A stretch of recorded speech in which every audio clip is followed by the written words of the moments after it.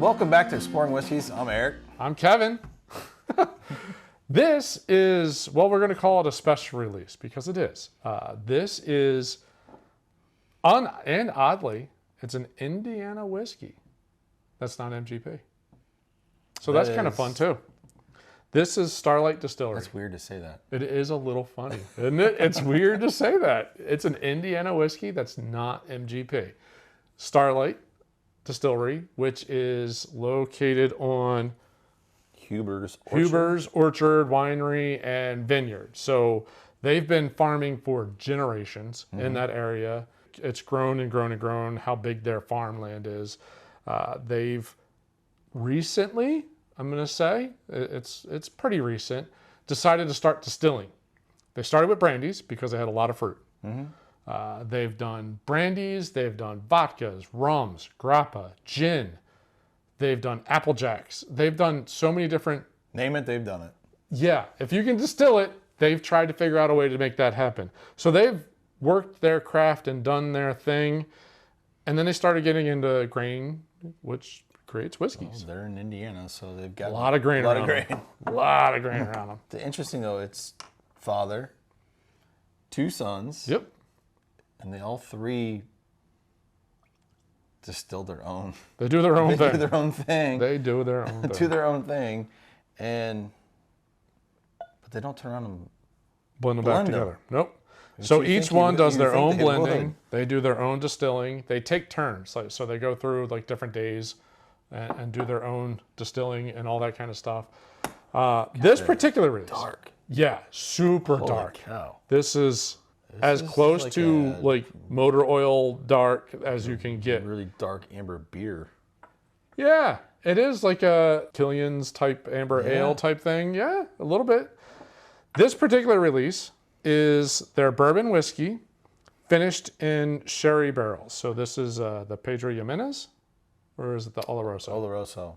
Oloroso, sherry cask. This is a store pick Which is, God, man, can you imagine what they're spending? to bring them all the way over here. It was instead of- shipped over there once. Yeah. Shipped to Yeah. them to turn around and ship back to us, right? This particular pick is Cool Springs Wine and Spirits in partnership with, if you don't follow them on Instagram, you really should, OVERPRICED Bourbon. They're great. Like, they are constantly putting pictures of cases of Weller in Texas or Ontario, Canada. And then they also show pictures of somebody trying to sell like Weller Special Reserve for $299. It's just kind of fun thing to watch on the Instagram. That's this particular bottle. Starlight, Indiana. Starlight, Indiana. That's where they're located. That is not an overly aggressive nose. I got the proof though on that. I got a. Yeah, it is a little. So this is almost 109.4. I do pick up the proof. It's not as much fruit, but from what I remember drinking this, you take that first sip, and then you go back to the nose, and then all the fruit starts coming. I get a lot of tobacco, char, leather, fine leather bound books. I get a lot of leather, There's a lot of leather in that. Not as much fruit as I recall. but it's sweet. Yes, which is probably the fruit. There is a dark fruit sweetness that's in there. I'm surprised how much of that leather and tobacco note comes through. For the fact that it is 4 years old, that's normally those are notes you're going to pick up off of something that's a little older. I go back to the nose now. It's no more the ethanol for me. No, Much softer. it's now almost exactly the same as the palate. I get like I'm gonna use the word dusty, but that's not really what I mean. But I get like an old leather bound book Yeah. with like fruit preserves spread on it. No? You don't do that? You don't do that to your books? You know what it reminds me of is the Justin's House of Bourbon. You walk in, it's that place. Where we went and had those samples. Yeah. It's what it That's what it reminds me of. Kind of an older antique furniture. But it's full of bourbon. But it's, yeah, full of bourbon.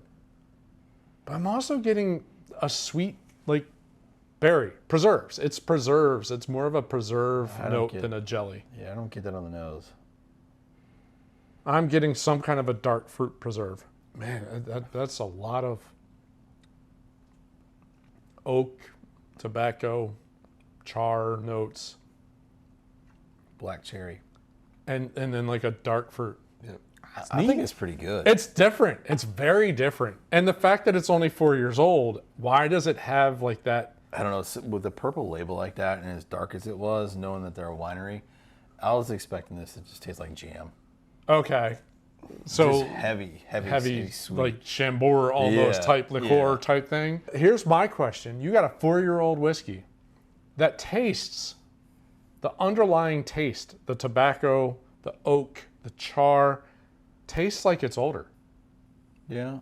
Normally, I don't get the young. Yeah, there's not a young sharpness. And I was almost anticipating that artisanal, grainy. Okay. For I some don't get that. I was anticipating. Yeah. Oh, it. totally. Yeah. I get that. I get why you would. Given where they're located. Right. That's not bad at all. No. I've heard very good things about their whole lineup. They've got bourbons, they've got whiskeys, they've got ryes, they've got the whole, like, they run the gamut. And I've heard very good things about pretty much everything they've released. They craft it really well. Well, if Cool Springs bought this one, I imagine there's probably more coming. Yeah, I could see some of the other.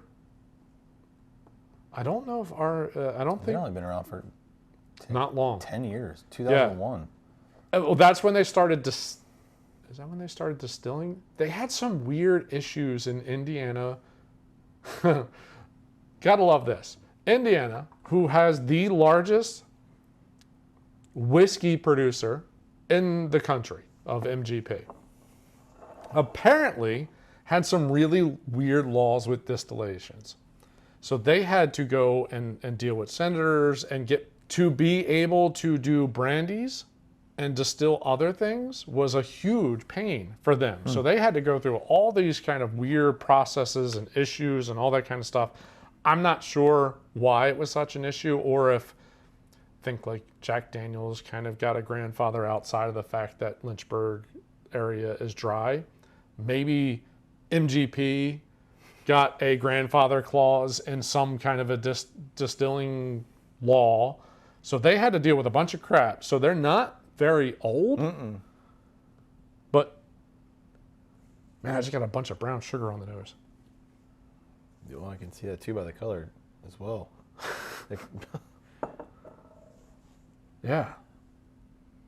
Got a big chunk of brown sugar.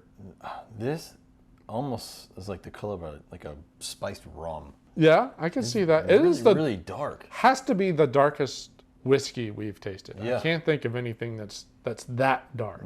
I mean, I was going to say the Stag or the Weller Full Proof is pretty dark, and some of the Bookers are pretty dark. That's really dark for a 4-year-old bourbon. Yeah. Crazy. And I will. All right. So they're finishing. They finish 8 months. It's a little longer than that normal. 4 months in the barrel, and 8 months. 8 months in that. Oloroso, so it's sherry.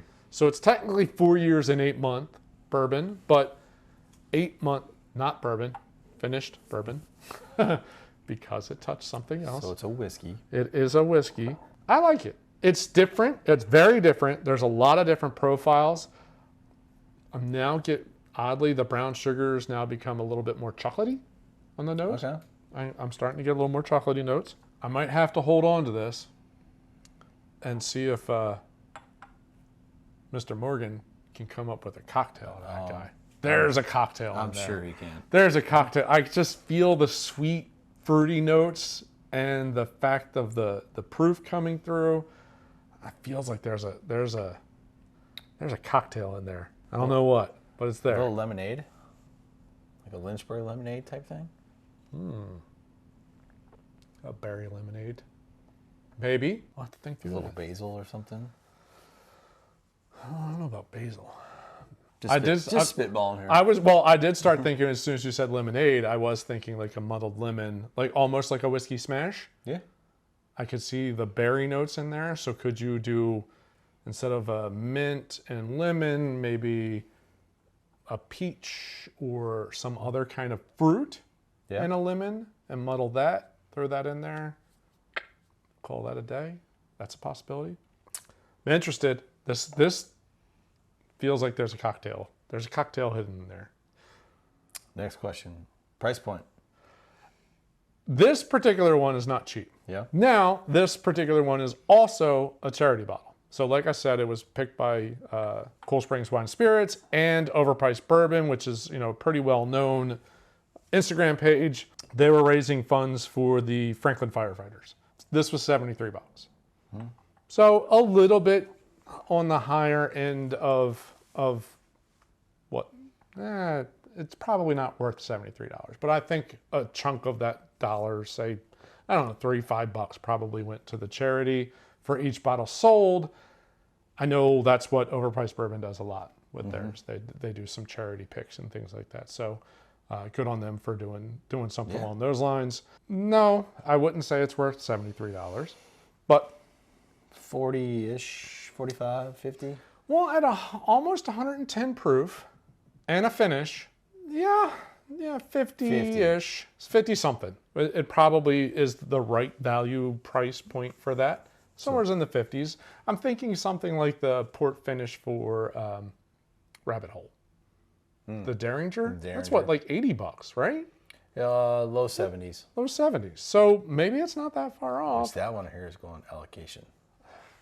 Right. That's right. I remember that conversation, actually. Maybe this isn't that far off. Yeah, maybe this isn't that far off at $73. I'm sure you can find not a specific store pick version of this. 70-ish. Store pick, you got fundraiser. Right. Yeah. So it's probably in the high 60s. $20 built into that. I'm interested. I am interested to see what some of the other whiskeys are from Starlight. I think that's a solid. I don't know. Maybe I got to find a reason to go back to Indy, make a road stop, a little pit stop over in Starlight. Well, just find an excuse to go to Louisville because it's only like a hop, skip, and a jump just north of Louisville. Yeah, apparently about 20 miles north of Louisville. So Starlight, invite us up. Yeah, we're there. But I am interested. I know, like I said, they have some rye. They have some. I think they have a regular whiskey, a regular bourbon, some barrel proof stuff. I mean, they have a pretty solid lineup. And then, like I said, gins, tequilas. I'm just curious to see. Vodkas. I'm just curious to see the property. I'd be interested to see how they're distilling and keeping all that straight. You started with wine, and then you just started, which isn't distilled the same way, right? But you got to start somewhere. But you go there, then it's probably vodkas, gins, right? Because you don't have to age them; you could just distill them. Probably rums. Same thing. You don't have to age them, but some people do. Then you've already got that. Brandies have to be aged. What else? I think Applejack needs to. Probably. I don't think grappa or rum. They don't have to be. You can. Rums can, but a lot of those are finished in something else. Yeah. You can, but you don't have to. But how do you keep that all straight? Like, oh, today I'm running this, and tomorrow I'm running that, and tomorrow like, I don't understand. They pay people to keep track of that. Probably. It's not the three people. Yeah. It's not the father and the two sons that are doing that, I would imagine. I can do it for them. Totally digressing. The whiskey, very good. 73 is probably not that far off for what it is and the proof and all that kind of stuff.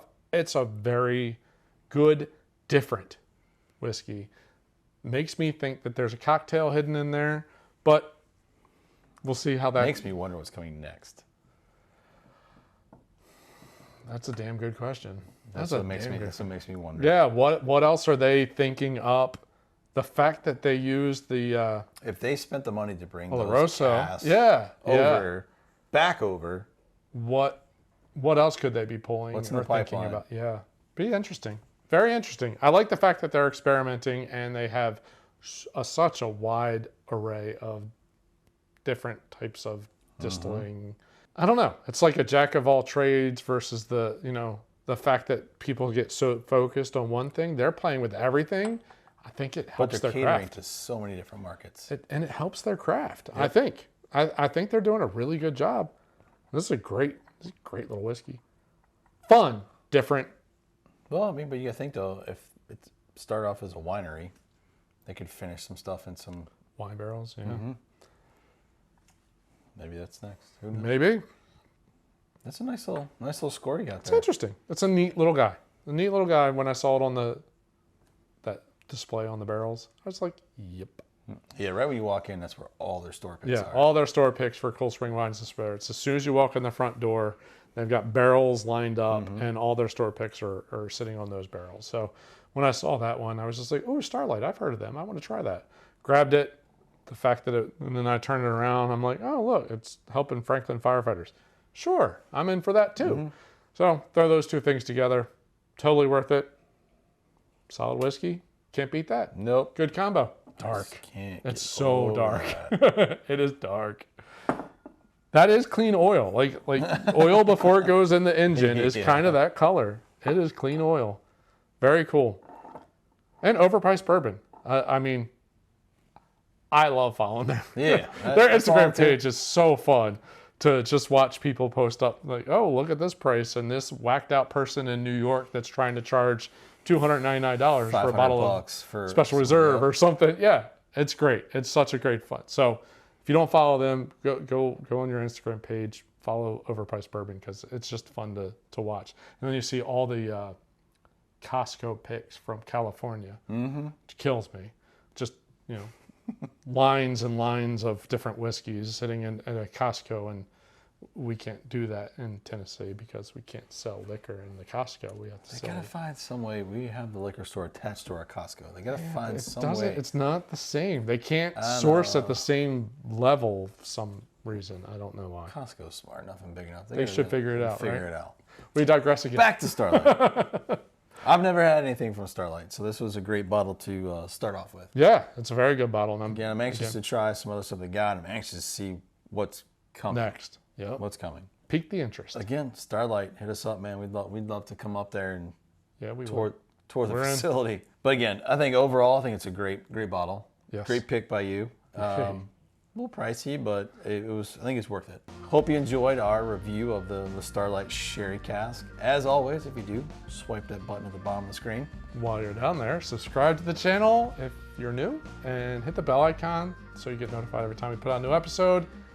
Let us know, have you ever tried any of the other Starlight whiskeys? Are there other spirits? Are they worth getting? Yeah, is it Sampling too? worth the sample, the brandies, the vodkas, the gins, the rums? I know what grappa tastes like. I probably would steer away from that one, but I'd give it a shot. Why not? Right? Why not? Why not? Anyway, Drop us a note. exactly. Well, thanks for watching. We'll see you on the next episode. Thanks for watching. Cheers. Cheers.